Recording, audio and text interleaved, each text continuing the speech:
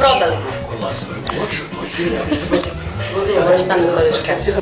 Dobro je kada obaviš neki posao koji to za trenutak čini srećno. Toliko mi se smučilo na momente gluma da sam pomislila da više posao i ne želim se baviti. A onda se desi neki novi projekti i neki novi ljudi pa kao imaš nadu. Zašto mi živimo? Da kao da oni ljudi dođu i kao da se smeju i da onda odu kući da zaborave. I kao i mi odemo kući, zaboravimo i sutra opet. That's showbiz kid. To je to neko ludilo, znaš, ja imam neku teoriju da svi ljudi počinju da se bave glumom iz kompleksa. Znaš, ko je taj koji želi ceo život da bude nešto neko drugi, znaš, da se bavi tuđim životima? Upravo to, da.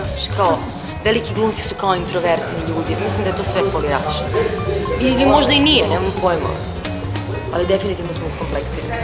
Više ovaj posao nema smisla, ja sam diplomirana glumica, ali prosto posla nema.